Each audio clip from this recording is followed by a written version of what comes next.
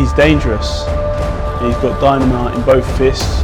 This is a big fight for boxing fans all around the world. How to exploit Joe's weaknesses and recognise his strengths. Frank Warren suggested that the winner of this fight will go on.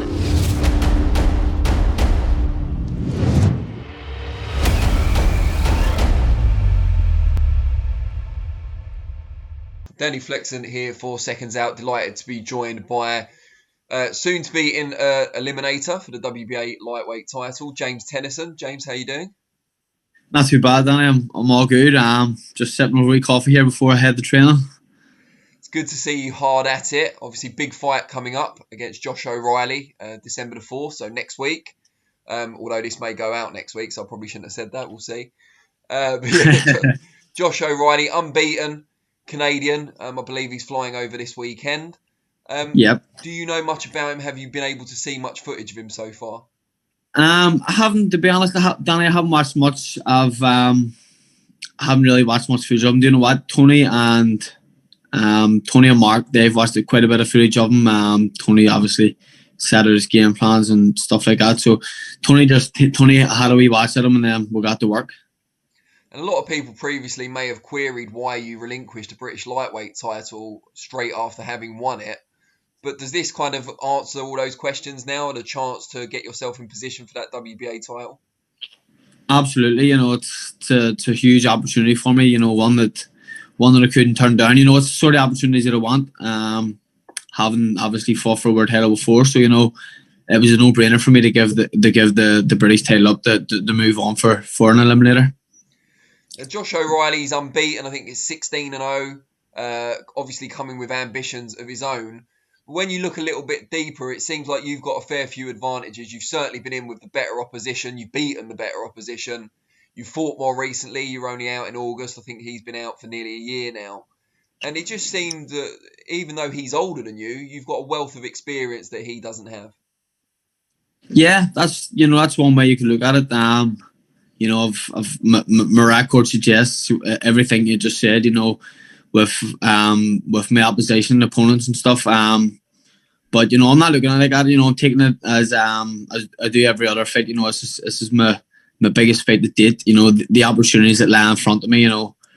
They're huge. So I can't take this fight lightly at all. Do you ever kind of have to pinch yourself? Because even when I look at your record, and we talk quite regularly, so I'm obviously always having a quick check-up to make sure I haven't missed anything. And you're still only 27 years old, and you've been at 3 different weight divisions. You fought for a world title. You're almost in contention for another one. You've packed a lot into a relatively short career so far. Yeah, you could say so. A few people actually said they want to see the photo of me with all my belts. That says they didn't realise exactly what I'd done and how many belts I'd lifted along the way. And to be honest, I'm enjoying myself. I'm having the time of my life, Danny, and I can't complain at all. I'm loving every minute of it. How do you feel at lightweight just within yourself compared to the other 2 weights you competed at previously? Obviously, the record speaks for itself. You're on a run of stoppage wins since you've moved up. That's very impressive. But how do you feel? I feel great. I feel it's the best that I've ever felt. Not doing crazy cuts. I feel absolutely brilliant. I'm walking about close to the weight, comfortable. I'm not killing myself to do the weight. So, makes a huge difference, and even at that, I'm a heck of a lot happier too, having just been able to enjoy like proper eating properly. Like before, I'd more or less been going through stages of starvation at times. You know what I mean? I'm enjoying. I'm eating proper. I'm drinking proper, and it makes a huge difference. And how do you feel in terms of the punching power? Because you've always been a puncher, no matter what weight you've competed at. But up at lightweight, do you feel you're hitting harder because you're not draining yourself as much? You could say so. For me, I do. I feel a bit stronger. Sharper and stuff at the weight. But just like you say, I've always been known for my punch power. I just go out and I just put on. I just go out and be myself. And the knockouts, they seem to come. And although the O'Reilly fight's only just been announced to the public and to the media, how long have you known that either it was likely or that it was, the biggest chance was going to be him?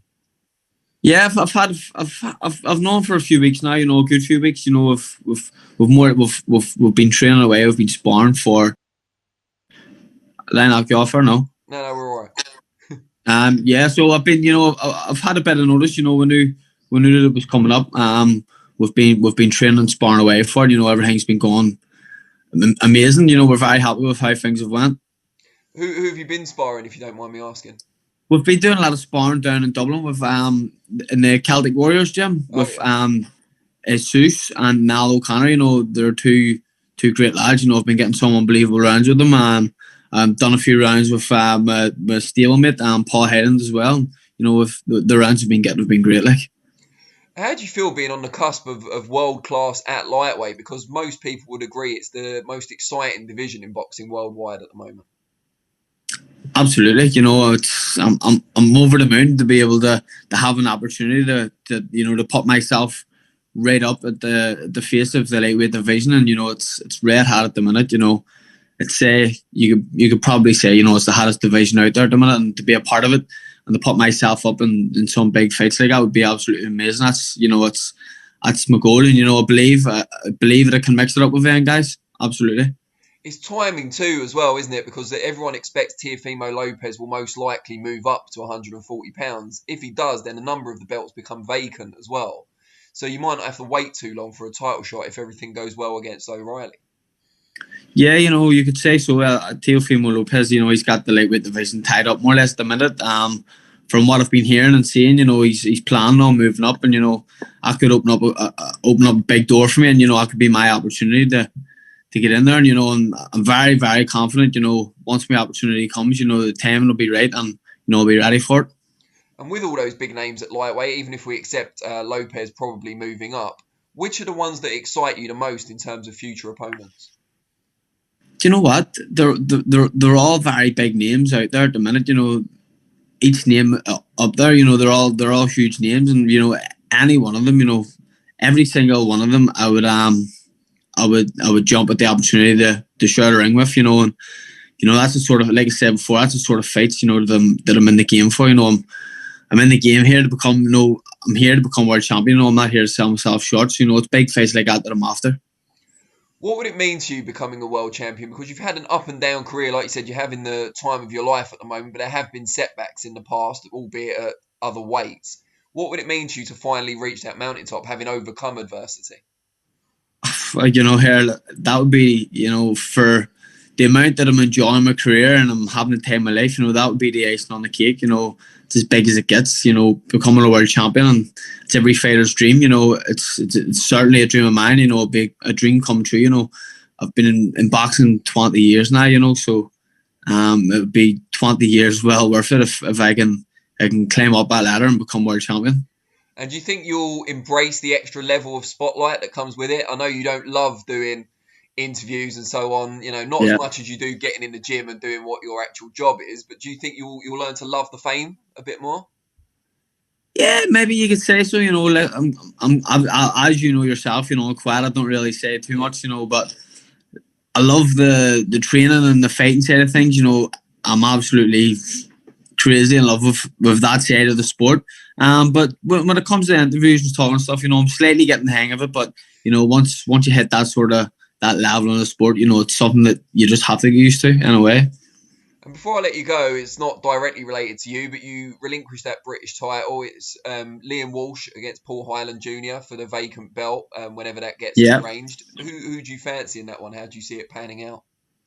You know, listen, I think them two are going to be a great fight. I think it's going to be a great battle for the British title. But, you know, Paul Hyland's my stablemate. You know, I'm rooting for him. You know, I love to see him do it. I know winning that British title, you know, it's been a big goal and ambition of his. So, you know, I'd love to really see him to go out there and capture that title. Absolutely.